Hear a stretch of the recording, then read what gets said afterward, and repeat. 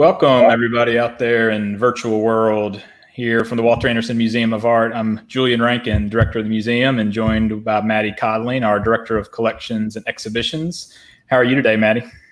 I'm doing great. We're excited for this program. Absolutely. So the reason we're doing this is, for one, because we can't all be together at the museum, but we are celebrating an exhibition that's on view now here at the museum through November 9th, and it's called Written in the Sand. And so Mattie and I are going to introduce this exhibition to you and talk a bit about some of the artists. And then some of these artists are going to join us, in addition to one of the members of the Sierra Club, the Mississippi chapter, who has helped make this possible. So I just wanted to recognize a couple people before we start, and that's our corporate sponsors and our state sponsors. So our full exhibition calendar is presented by Blue Cross and Blue Shield of Mississippi and the Mississippi Arts Commission. And this exhibition, Written in the Sand, is made possible by the Mississippi chapter of the Sierra Club and in part by the Mississippi Department of Marine Resources. But Mattie, why don't we talk a bit about the exhibition? So give us a sense of kind of the backstory behind it and some of the artists who were in there. We have 7 artists who are represented. Sure. So since Walter Anderson was really on Horn Island for so much of his career, essentially the last 15 years of his life, we really like to feature artists who are exploring the island and really delving into the visual of that specific place. So this exhibition is based around 7 artists from the Ocean Springs and New Orleans area who have gone out to the island many times and have created a body of work based on their experience there. And many of the artists work in plein air while they're on the island. So they're working out in the open, in the elements, the rain, the wind, the sand, and bringing that experience really into their work. So the works from this exhibition were studied there on the island, and really the inspiration was gleaned from them. And then the artists brought it back to the studio to create the works that are in this exhibition. So most of them were created in that manner, with the exception of a few. So can you tell us about what artists are in there? I mean, who are we seeing work from? Absolutely. So first we're going to start off with Luis Morales. And Luis was actually, let me see here, he devoted himself to creating later in his life. So he was actually born in Santiago, Chile, and his family moved to New Orleans when he was about 5. Morales spent the majority of his career as a computer engineer before he entered into being an artist full-time in the studio. Morales states that the pursuit of visual truth is his best muse. His practice of painting from life aids in the ability to capture the real essence of nature. As each person views the world in a unique manner, Morales aims to represent his personal vision through his artworks. Great. And then, so we have a wide scope of work. So let's just you pick another artist and we'll show some work from them. But let's dance around the variety of work. How about we go to Jerrod and talk a bit about what he has in the exhibition. Love it. Jerrod is a stalwart supporter of the museum, and these pieces that he has in the exhibition are all works that are made on handmade paper.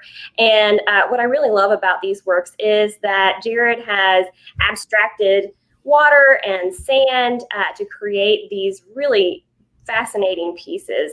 And when I first saw them, they were kind of small on the screen, but then when we got them in the museum, I realized just how abstracted they had been. So they're really very cool captures of the island. Yeah, and like the one we're looking at now, I know when Jerrod joins us in a minute, I hope you ask him about this figure he placed in there. I didn't know this is a detail of a larger vertical piece, but when you see it and you get up close to it, you both see the texture of the paper, and then as I mentioned, there's this face that's in the water. So I'd be curious to hear what he has to say about that. Sorry, yeah, tell me who the others are. Let's give some other love out to the other artists who were in the show. So let's talk about Mary Monk next. There it is. So I love Mary Monk's work because she is using soft pastel. And for anybody who has ever worked with soft pastel, you know how incredibly difficult that is. But she really is able to capture the atmosphere of the island through her work. And everything is just so detailed. It just astounds me. And she does work in plein air. So these were all created on the island specifically for this exhibition. Let's see who you have next. Maybe Billy? Yeah, Billy, who's also going to join us today. Absolutely. So Billy actually is a local. He grew up in Gaucher, which is about 20 minutes outside of Ocean Springs, for those of you who don't know. And a very big concept in his artwork is this experience of awe. And I think you can really tell that even in such a small image as this on your computer screen, but when you see it in the exhibition, it's monumental. You really feel like you're on the island getting ready for a storm. And a great quote from Solitario is, "My inspiration is drawn from the beauty found observing nature." And I think we really just feel that experience of being on the island through his works. So we're excited about talking a little bit longer with him later on in the program. Let's move to Curtis. Curtis Jaunsen. So Curtis Jaunsen actually had another career before this as well, and he'll be joining us later. But Curtis was actually an architect in Atlanta before he made the switch to painting. And when he moved here to Ocean Springs, he studied with several instructors, and then he also had the incredible opportunity to study at the Florence Academy of Art, and he's going to share with us a little bit about the perspective that he gained from that experience. One of the things that I love most about Jaunsen's work is how he captures light and really this like manipulation of the paint on the surface of the canvas. And I believe that Jaunsen's work is also painted in plein air, which just really amazes me. And I'm sure he'll tell us a little bit more about that later on. Great.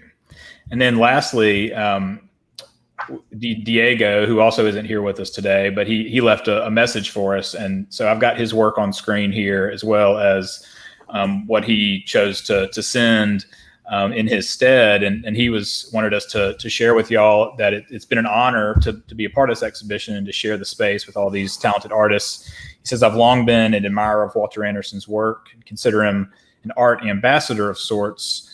His dedication and sincere awe for the natural world gives voice to life in the making. It's a privilege to learn through his work. This is certainly a highlight of my career," he says, "and I'm grateful for the opportunity." I love this work that we're looking at now. I mean, this is the movement of Horn Island. I think is something that people who've been out to the island can certainly relate to, even though it seems sometimes static. It's actually always moving, and there's a certain vitality to the motion of the island. Anderson talked about it feeling like the back of Moby Dick, almost like it was a whale, the sea beast that was ducking out of the waves temporarily. So when you look at his work, what do you take away from it? Oh gosh, well, especially with this one, the perspective draws you into it. And so many people have talked about like how they just stare at it and they feel like they're being pulled into this vortex of the island. And I think that's just so cool about his work.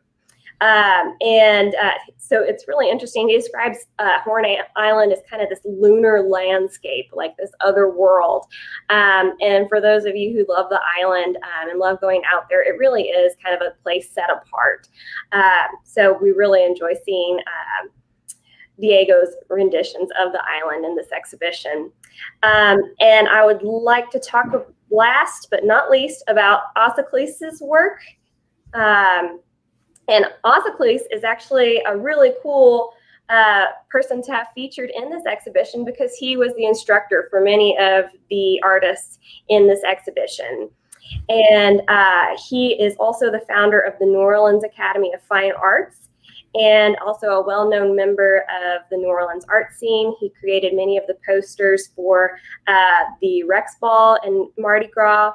And he's really inspired by his surroundings, and he continues to paint the colorful floral and majestic live oaks of the Gulf Coast. And you can especially see that with this piece.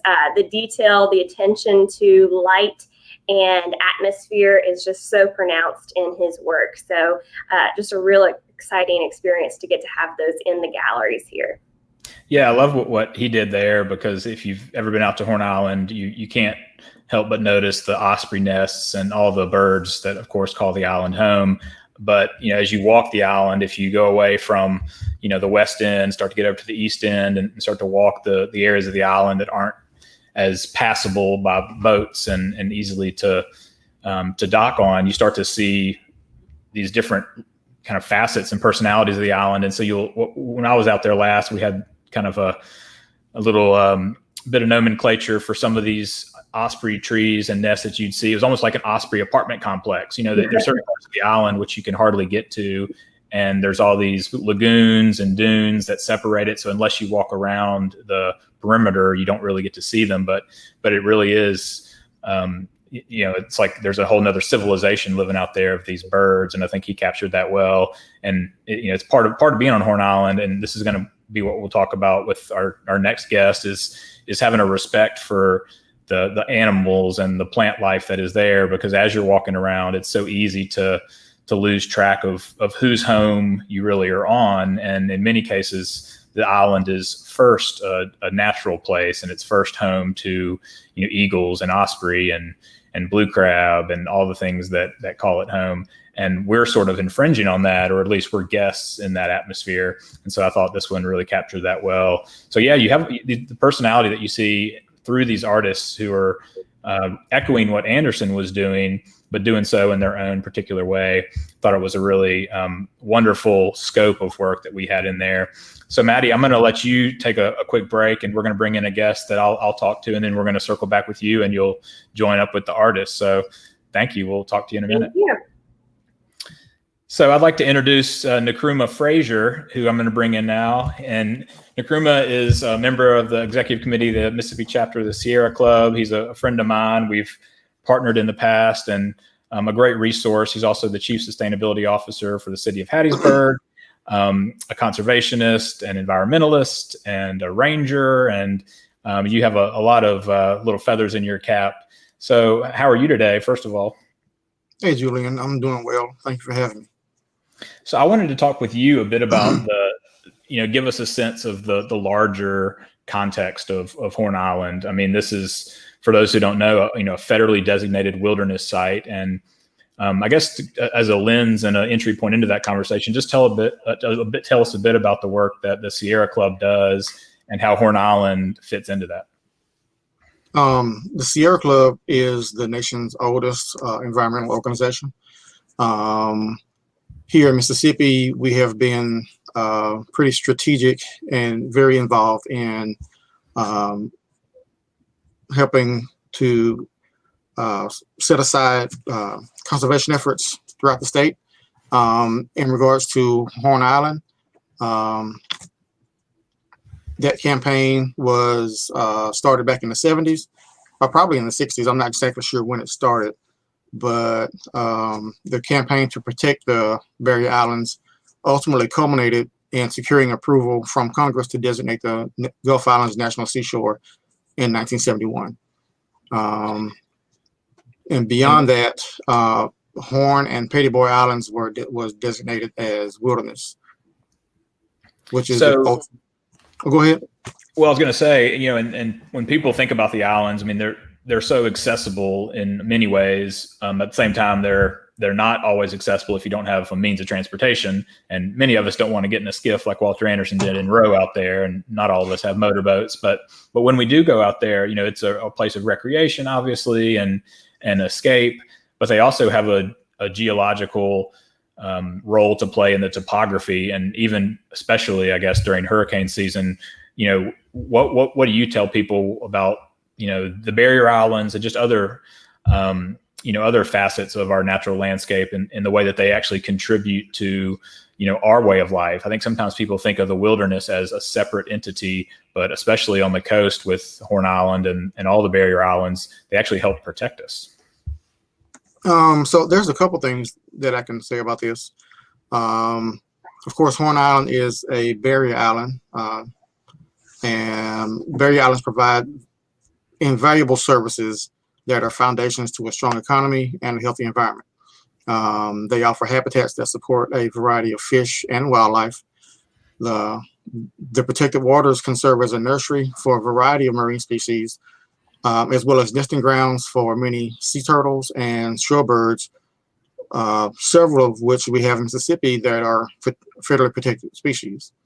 They also protect mainland communities from severe storms by bearing the brunt of the storm's forces and turbulent waters.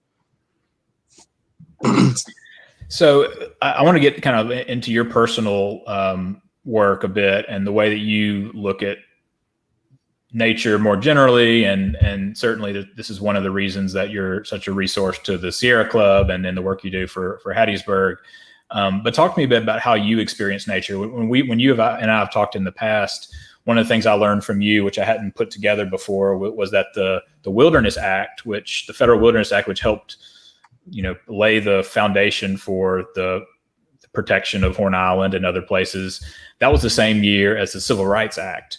And in some ways, protecting nature, I mean, you can go back to the whole national park system, Teddy Roosevelt, and think about that. It's an American ideal to pay homage to, this land and all of the natural resources that we have here. And also it's a promise in the foundational documents to, have equal rights for everyone and access. So in some ways, although they seem disparate, they're actually connected philosophically, but then the fact that they actually happened the same year is also really interesting to me. So tell me a bit about your experience. I mean, you don't have to talk about this, but you coined this term, or maybe you borrowed it, but to me, it was the first time I'd heard it, of blioneering, about, African-American, being a Black man going out in nature and how that has its own character and story to it.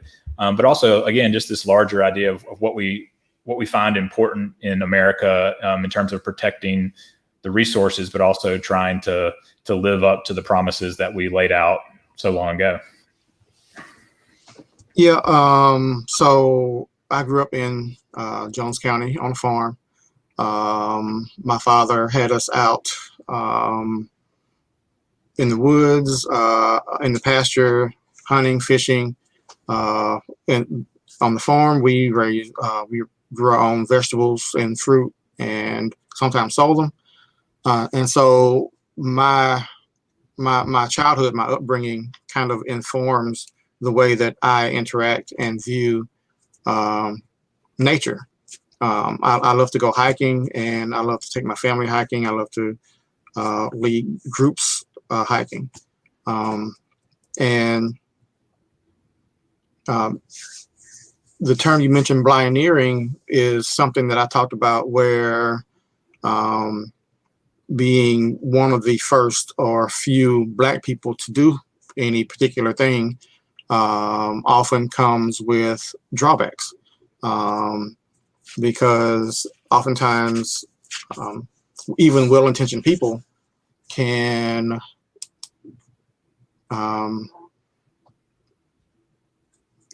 give you some very subtle, called microaggressions, cues that you're not necessarily welcome in the space that you're trying to take up or participate in, and that can leave a lasting mark, if you will. I don't necessarily allow that to deter me from the things I enjoy doing, like hiking or other forms of outdoor recreation. But it could be a barrier to some others.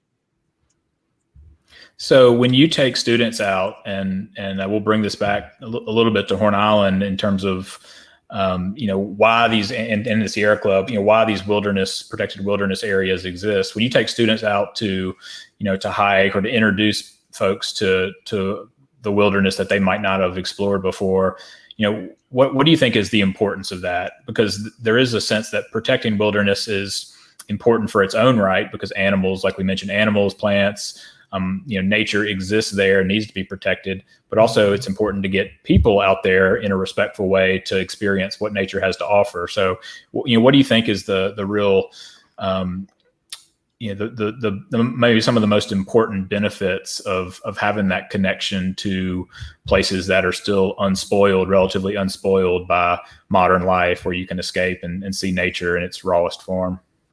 Well, I don't think we have enough time for me to go into all that I would like to say, but I'll just suffice it to say that my ultimate goal in sharing the wilderness or just outdoor environment with other people is to hopefully generate a connection with the land. Human nature is that we care about only those things that we are familiar with. And right now, a lot of people, not all, but a lot of people view the forest or nature or wilderness, however you want to put it, as a hindrance or at worst, something that's dangerous. And so if I can introduce people to hiking and to other forms of outdoor recreation where they realize that, they're most of the times they're not in any inherent danger, then hopefully they will develop a connection with the land, which in turn, I hope would culminate in wanting to protect and conserve our natural resources. A friend of mine who works in California had one of his mentees say to him that hiking is the gateway drug to conservation. And I love that phrase so much, I framed it and put it on my wall at work. And so I truly believe that. Yeah, that's great. And there's a ton of resources out there, wonderful books. Todd Davis is watching now and giving us a great resource to check out. And I believe you're referenced in this book. This is, of course, the link, but Last Child in the Wilderness, or is it his new book? You've got a relationship to this author too, don't you? Yes. The book he's referencing there is Last Child in the Woods by Richard Louv. I am not referenced in that book, but in his latest book, I forget the name of it now. I feel so ashamed, but I am referenced in his latest book.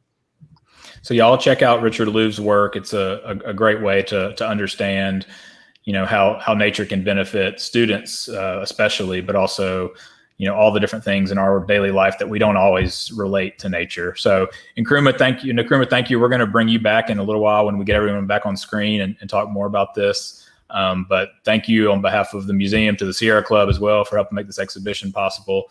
And we'll catch up with you in a minute. Thanks, Julian.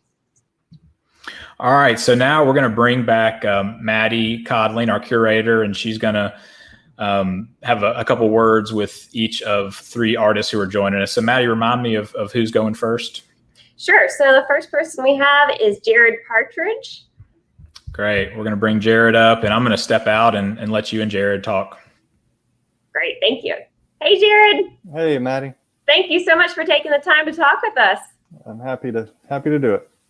So, Jerrod, one of the coolest aspects, all of the aspects of your paintings are really cool, but one of the things that intrigues me most is the use of handmade paper in your work. Could you tell us a little bit about your decision to start creating paper for your work and how that really, I think, it enhances the piece? Could you tell us a little bit about that? Yeah, so I've been painting on handmade paper for about the past 10, 11 years. And it really just started as an experiment, just something in graduate school in New York. Some people were painting on paper, doing oil painting on paper. And so I was familiar with how you have to prep the paper in order for the oil paint to not deteriorate it. So you have to do some steps to make sure it's sealed properly before you do the oil paint on top of it. So there was already some experience with painting on paper itself, but then I don't recall exactly where the idea came from to try making paper, but it was just one of those, hey, I want to try this. It never had any training, so I just looked up on YouTube how to do it. and so my very first sheet of paper that I made was 30 inches by 30 inches. So I didn't start small. I just went ahead and jumped in with a big sheet. Jumped in. That's Yeah, great. and so the paper, again, it was just an experiment, but I've gotten so much positive response from it over the years that I think it engages people. The texture itself engages people, and so there are different things that I've figured out that you can do to get different textures, embossing. The amount of water that you leave in the paper during the transfer period, those kinds of things can greatly affect the way that the paper turns out. So ripples and tears and things like that can be intentionally left to create more texture, rather than trying to do a perfect smooth sheet of paper. Love that.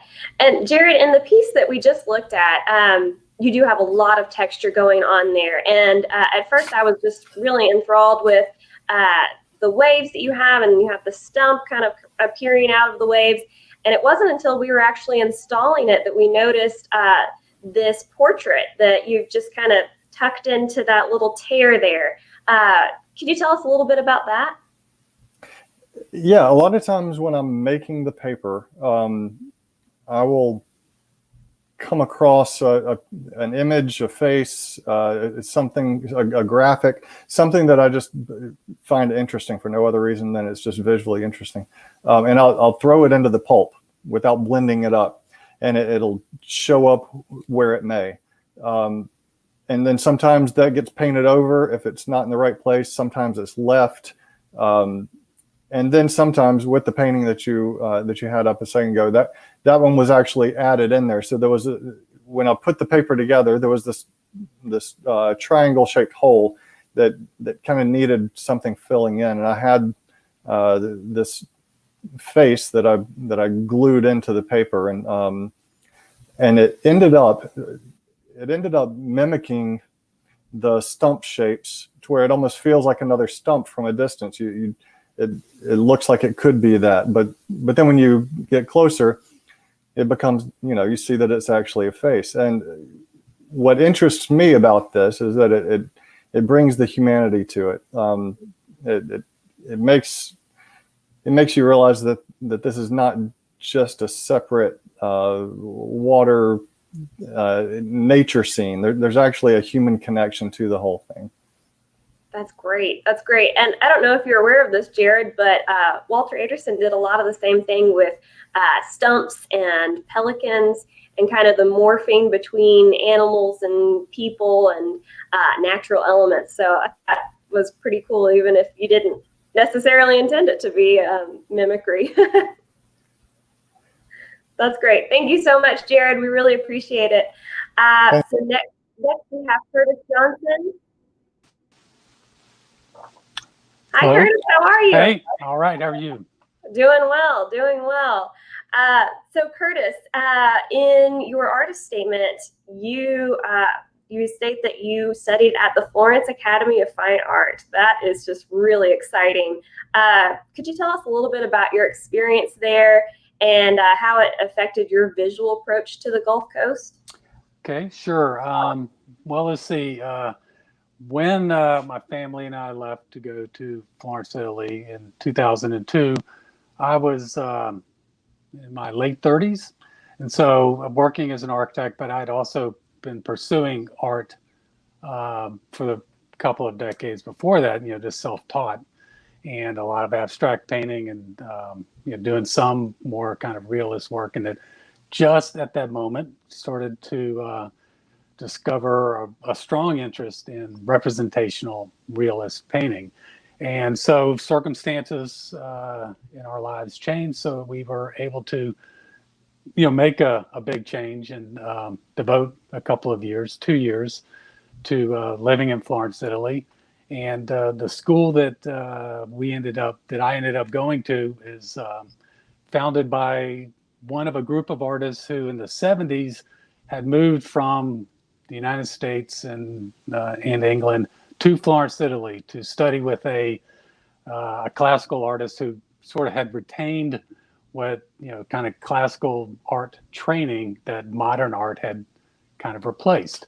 And so these guys, these young artists who had gone to Florence to study with this person, saw themselves as reviving, a lost tradition. And that's what, the school that I went to, was teaching, was basically teaching me how to, observe, nature and to see. And so one of the main sort of teaching techniques is we would spend up to 5 weeks. I know I'm going on, so I could try to abbreviate if I need to. Anyway, 5 weeks we would spend, it would be one project after the other. It's 5 weeks, say, drawing a model, a person who holds a pose for that entire 5 weeks. They come back and they have to reassume the pose. My easel's in the same place, and the light condition never changes because it's a north-facing skylight. So it means constant light. Everything is constant. So you get 5 weeks to observe this one thing. So 3 hours a day, 5 days a week.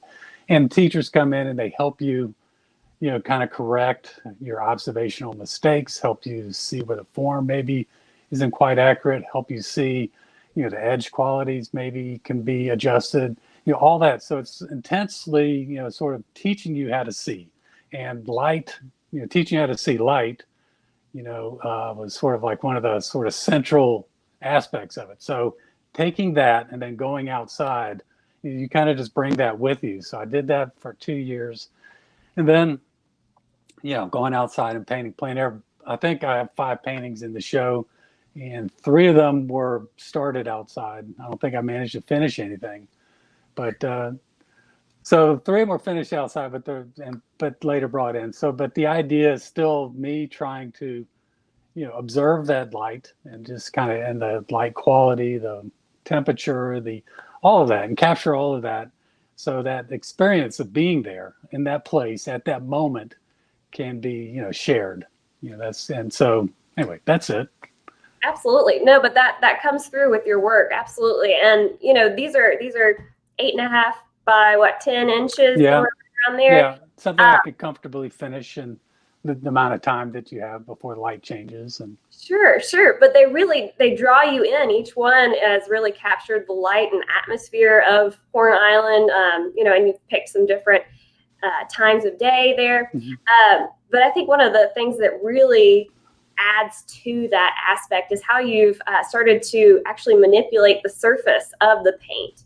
And this is a fairly new thing for you, is it correct? Yeah, it is. So those couple of decades when I was doing some painting on my own, I was more doing abstract painting.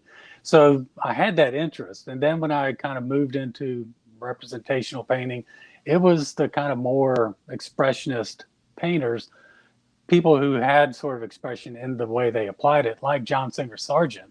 And so it was easy for me to kind of, once I started, kind of developing a little more comfort painting and doing it full time for, a few years, I started, seeing other painters who like to move paint around. And, so for me, it's still trying to find, to be expressive, so I'm looking for ways to, kind of get more emotionally, expressive with what I'm sharing, and part of that is, trying to, have thick paint that's moving around on the surface. That's what kind of, I get excited by that. So. Yeah, I think that's so interesting. And like the contrast between the light and, kind of this hazy atmospheric quality and then the thickness of the paint. I think that's a really interesting like juxtaposition there. And it really, it illustrates your subject very nicely. So thank you so much. Thanks. Yes, thank you. And last but certainly not least, we have Billy Solitario. Hey, Billy. Hey, how are you? Doing well. And I see you have a painting behind you there. Just another spectacular cloudscape. So let's see. So I think one of the most impressive aspects of your works, and we've talked about this a little bit, is this aspect of awe that you bring to these works. And they are fairly large scale, yes, but I don't think that's the whole story behind them. Could you tell us a little bit about how the island, especially Horn Island, brings that aspect of awe to your work? Yeah. What I like so much about Horn Island is the fact that you're out there. It's primitive camping. So there's no way to avoid nature. There's no way to kind of escape it. And so as things come by, as weather changes, you're forced to really feel what's happening. And being on the island, it brings you really close to nature. And part of what I find fascinating about nature isn't just when it's tranquil and very nice, but also it's when it gets a little scary, and when you start to feel more alive sometimes, like a roller coaster maybe. When things get a little bit antsy out there, you start to kind of feel more, it's a more visceral kind of a effect on you. And so that's why I often end up doing works that show a lot more of, again, this piece, for instance, on the screen there, those, even though it's kind of a nice day, the trees, you can tell that those trees are being sculpted by a wind that's pretty strong, and there's not much out there to kind of guard you from it. And even in the shape of the trees, you can kind of see how, the elements out there really do affect the island. They also affect you.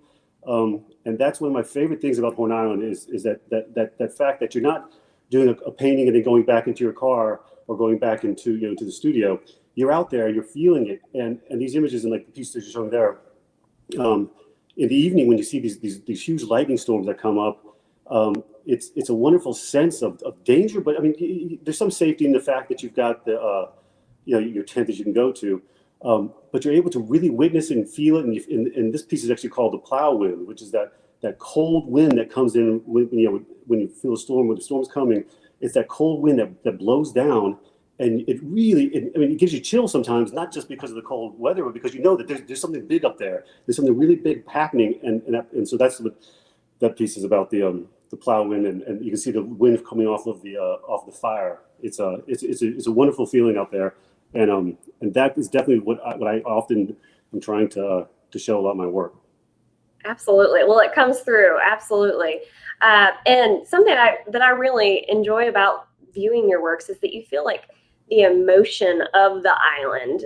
And Walter Anderson talked about the island as having like almost personalities and personal like emotions.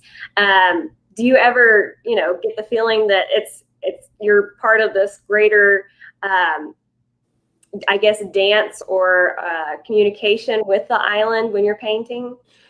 Yeah, you do. The island it's not this solid, as we guys would discuss earlier, it's not this big solid kind of monolithic thing that you can count on to always be there. It's moving and shifting, and it's weak sort of in the same way that we humans are. And you can sense after a storm, you can go out there and you can see the damage. It heals itself eventually.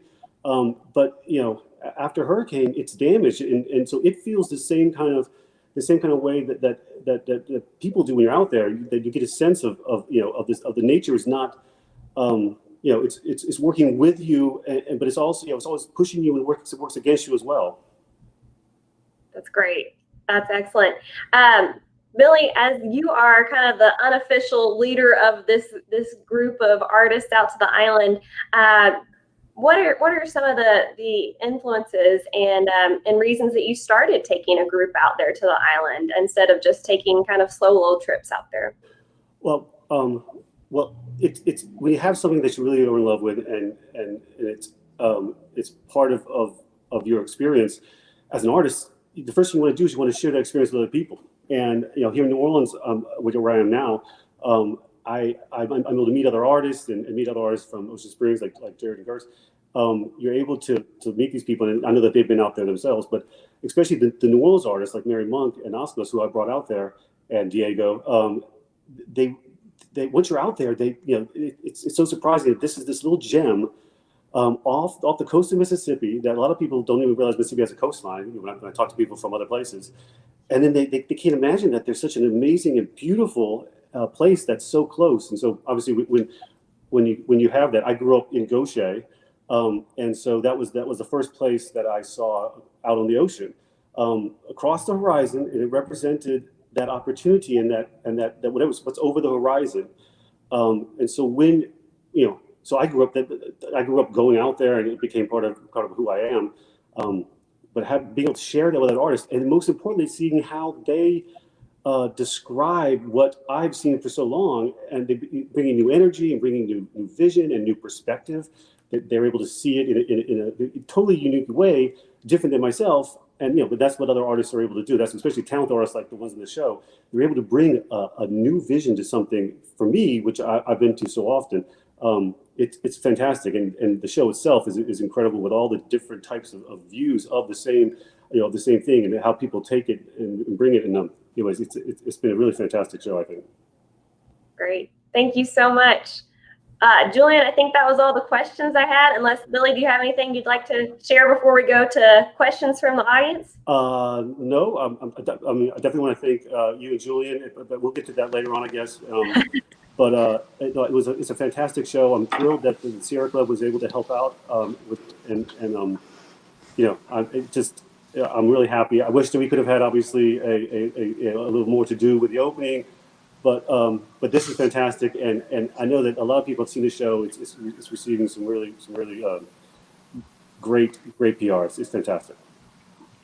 So we're all back together now. We're gonna see how much we can talk over each other, and maybe a little bit talking to each other. But I guess we do have some audience commentary coming in. But I wanted to just put it out there, if any of you all have questions for each other.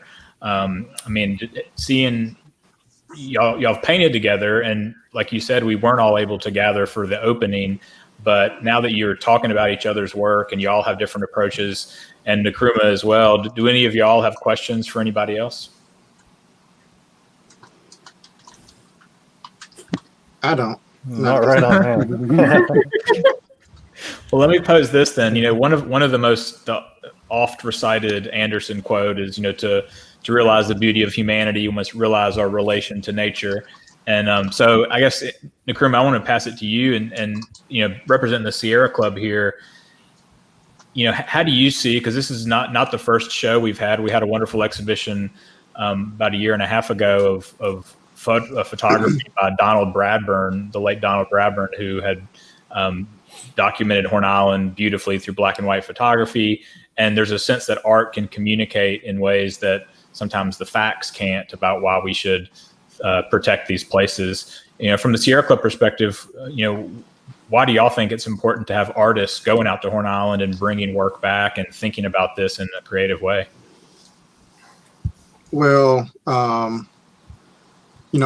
we can talk to her blue in the face, but having something visual or something in hand that you can manipulate or that you can see just can communicate so much more than me droning on passionately about why I feel like the Barrier Islands is the most wonderful place in the world.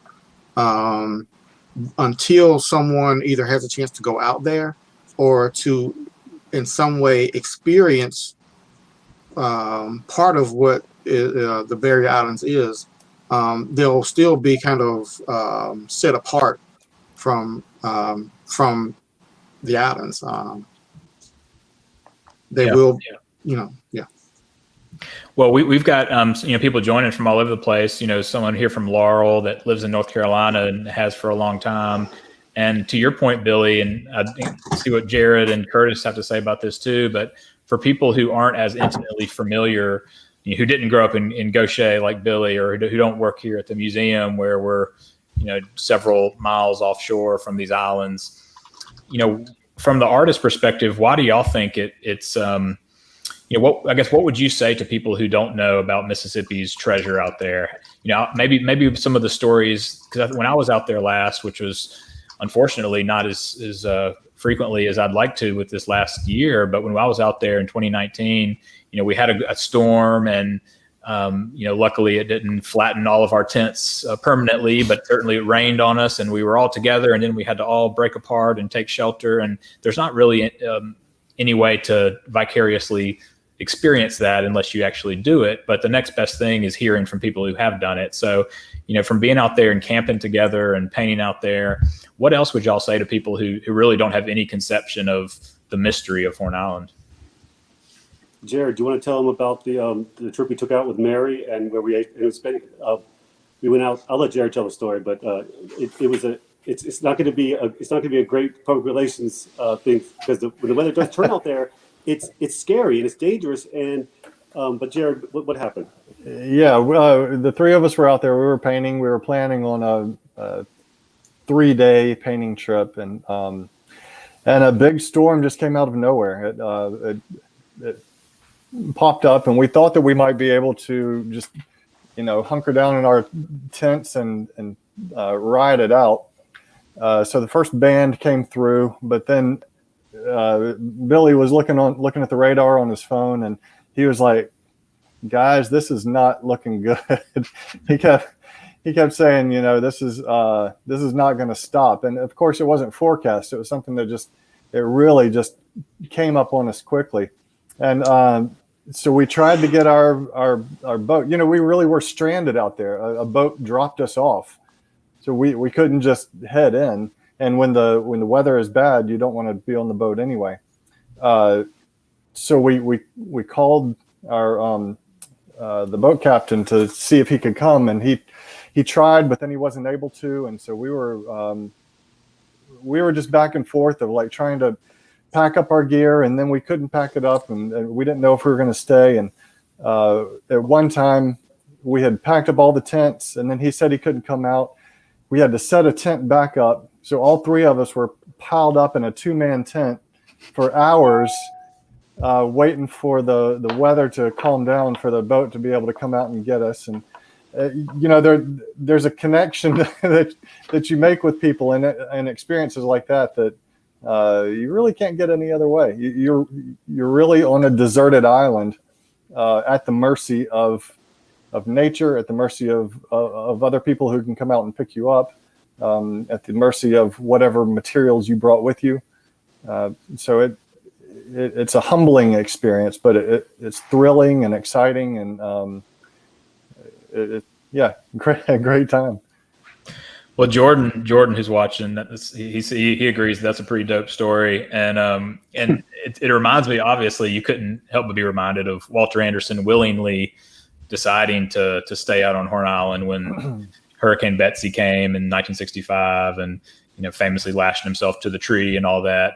But he also talks about when he would row out to the island, that these forces, it was almost like he was in a battle with a demon when the waters would rise and the waves would get choppy. But at the same time, it wasn't as if these forces were malevolent. They just didn't necessarily have room for our own comfort. And so there's a sense of being uncomfortable that is inherent to going out into nature. And I think that discomfort, and I think to kind of harken back to what Nkrumah was talking about, historically there's a fear, certainly with young people, if they haven't been introduced to nature from a young age, there can be a fear of going out into nature. They know that there's a snake somewhere in the woods. So, dear God, I can't go out in the woods. That snake's going to get me, or whatever the case may be. But in reality, I think overcoming those boundaries and barriers of our perception, we can actually find something that, after going through a little bit of trial and tribulation, coming out on the other side gives you a greater understanding or realization. Did y'all have any, because I've felt this too when I've gone out with Walter Anderson's son, John, and others, you do feel like you're walking in his footsteps, even though the sand will cover up, with the tides, any record of the person who was there before. You also are in many ways walking the exact same paths that Walter Anderson and obviously others, but in this case, notably Walter Anderson walked. Did y'all feel any of that? Curtis, what do you think? Hmm? What do you think? Yeah. What was your experience out there? See, I'm from Atlanta. To me, growing up, nature was the woods and mountains and cool places. So I was fascinated. I loved it. But, to me, it's kind of an outsider looking in. So I thought with your story, you growing up and going out there as a teenager on your own and boating, I thought that was pretty awesome, because for me, it was, you know, it was something I hadn't experienced before. So, you know. Well, any last words as we close out? Anything y'all want to leave anybody with? Nkrumah, anything you want to say on behalf of the club, or anything else that's popped into your mind? Yes, Julie and I want to thank you for just the opportunity to partner with you with the Walter Anderson Museum on projects like this, and hopefully many more in the future. I did want to mention, though, we have a future initiative that the Sierra Mississippi chapter of the Sierra Club will be taking on, and that's we'll be trying to establish a Mississippi Gulf Islands Marine Sanctuary. One of our members, Captain Louis Scametta, with who owns Ship Island Excursions, will be leading the charge for the state chapter, and hopefully we'll be having an event, a gala event, launching the whole thing this coming spring. Obviously, that's pending what happens with the current pandemic, but just stay tuned to the Mississippi chapter of the Sierra Club for further information. And how do people, if they want to get involved in y'all's chapter, where would they go? Well, I would send them to our Facebook page, but right now we're having some technical difficulties with that. But please just Google Mississippi Sierra Club, and our website will come up, and you can contact us through there. Or if you want to go a little bit atavistic on it and ancient, you can just send a carrier pigeon, tell them Nkrumah they all know him. All the birds know Nkrumah from his time out in the woods. And I do want to bring in some comments. So Todd Davis, who's at Delta State University, who was commenting earlier, he's also doing great work, and he's mentioning here a program that they have through their outdoor recreation education program that takes sea kayaks to Horn Island. And so that's an amazing opportunity. So for people who are interested in this kind of stuff, I mean, we took a canoe, 29-foot Voyager canoe with John Ruskey of Quapaw Canoe Company out to Horn Island last time we went. So there's some amazing adventures to be had. And I would encourage anyone who doesn't think they have access to Horn Island to contact the museum, contact the Sierra Club. Many of these entities who are organizing trips out there, you can find a ride out to Horn Island, and hopefully, to Jerrod's story, you can find a ride back. So that being said, we're gonna close it out, and really thank all of y'all for being a part of this. And we encourage everyone to come see the exhibition. It's on view into November through November 9th. So come on and check it out, and obviously support all these artists' work. It goes without saying, when we show contemporary artists in our galleries, you know, we're not a gallery, but we always encourage people to, if they see something they like, find that artist and patronize them, and keep encouraging them to make that work. So thank you all, and we look forward to seeing you in person soon. Yeah. Thank you, Julian and Mattie, for all you're doing. We appreciate it. Absolutely. Yeah. We all be good out there. Thanks a lot. Okay. Thanks, everybody.